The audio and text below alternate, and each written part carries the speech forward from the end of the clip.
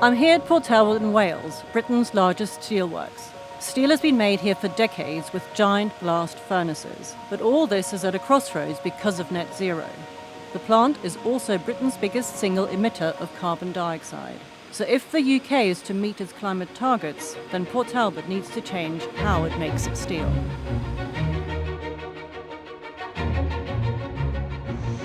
So this is number 4 furnace. It's one of the 2 operating furnaces on site. As you look at the structure, everything at the top really is designed for getting the materials into the furnace and also taking the gases off the top of the furnace.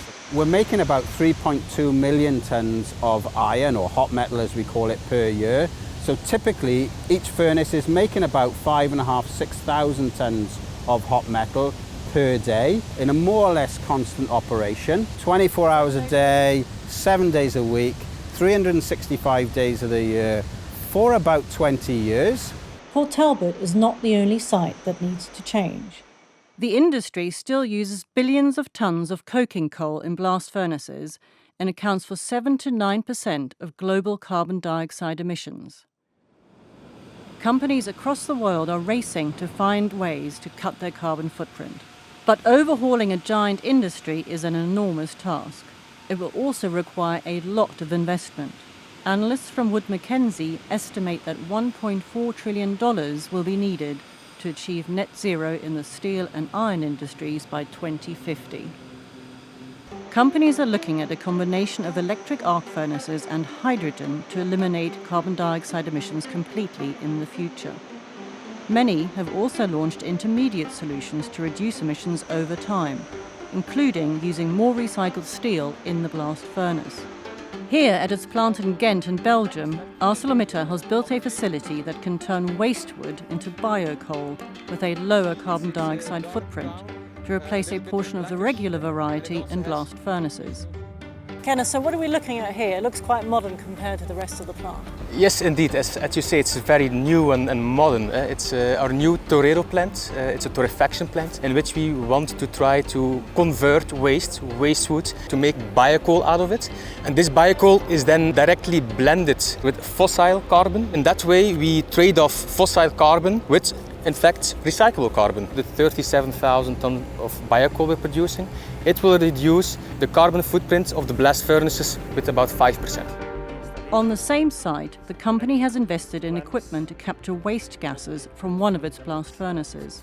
Microbes will then convert these into ethanol, which can be recycled into carbon-containing chemical products, such as plastics or fuels.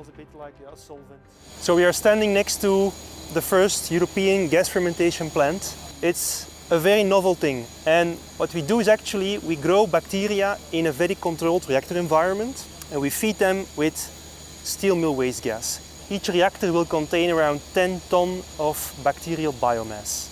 That's, to make an analogy, that's about 3 or 4 male elephants in terms of body mass. So we need to control this bacterial biomass by continuously harvesting all this excess biomass. So in a really simple way, the biomass is sort of feeding on the waste gases that have come from the blast furnace? Yes. This plant is designed to produce ethanol. Our ethanol will be used to blend in with petrol. This plant alone can capture annually around 150,000 tons of CO2. So 150,000 tons of waste gas. How much is that as a sort of percentage of the plant's overall carbon emissions on an annual basis? So the plant here in Ghent emits annually around 9 million tons of CO2. So that immediately puts things in perspective. It sounds amazing, 150,000 tons, but if you hear the number 9 million, we all know there is a very long way to go.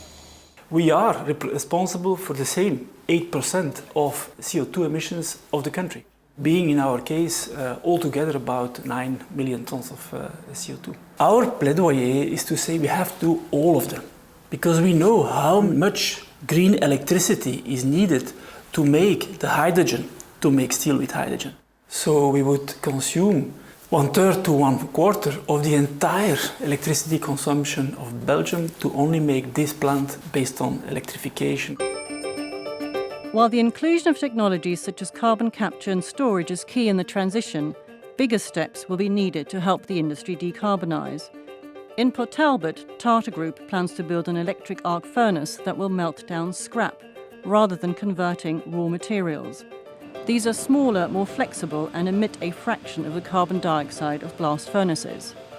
But scrap supplies are limited, and these electric arc furnaces cannot always produce the quality required for certain applications. Several companies plan to build so-called direct reduction plants in combination with electric arc furnaces. A DRI plant uses natural gas and potentially hydrogen instead of coking coal to reduce the iron ore. The big bet is on green hydrogen. H2 Green Steel, a Swedish startup, is promising to have a large-scale green steel plant up and running as early as 2025.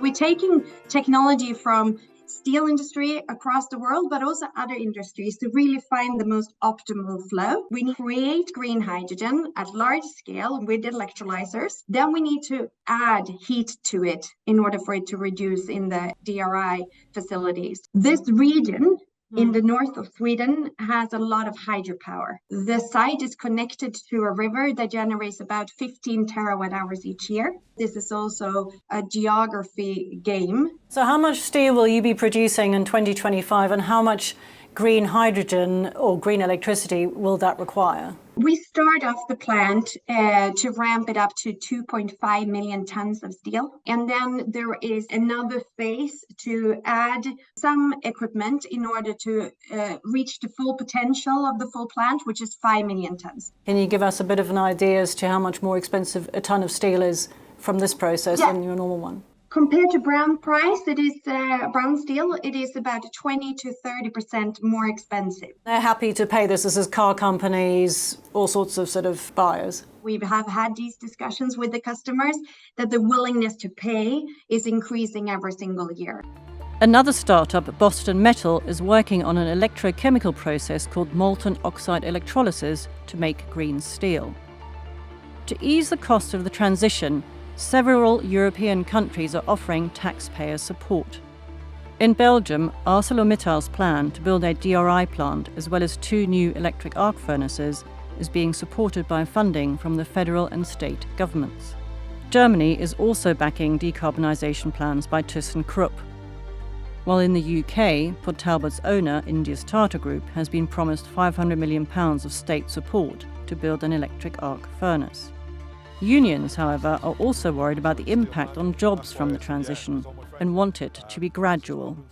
The reports in the paper so far are electric arc furnace, one large one, and 3,000 job cuts. That is a big concern. We do have to decarbonise. The unions totally endorse that. But like I said, we need to do it over a smooth period of time because we have to look after our people and we have to look after the communities.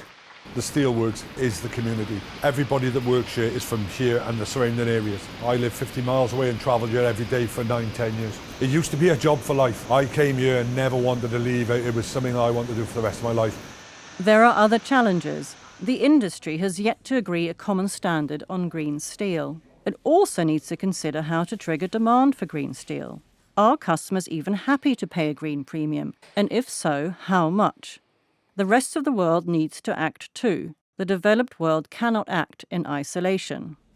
Is the steel industry on track to meet its net zero climate targets? We have seen in the last few years a lot more progress from the industry. But overall, no, the industry is not on track. We are not seeing movement quickly enough. Governments are often major consumers of steel because they build out infrastructure. Governments have a lot of power to be choosing how the materials for these projects are procured, but there's still quite a bit of a build out of the coal-based, emissions-intensive blast furnace, basic oxygen furnace technology. A lot of these conventional coal-based steelmaking routes are still subsidized by government, so those subsidies need to be removed now and put subsidies on the green steelmaking until they can get up to the scale where they're competing. If we see more instances of carbon taxes, ways of accounting for embodied emissions, then yes, these cleaner steelmaking projects should be able to compete. This is not the first time the steel industry has gone through a major technology shift. Open hearth furnaces were really popular 100 years ago. Those were even more emissions intensive, and those are accounting for less than 1% of steel production now. The steel industry has been through these big changes before. It's totally possible to go through them again.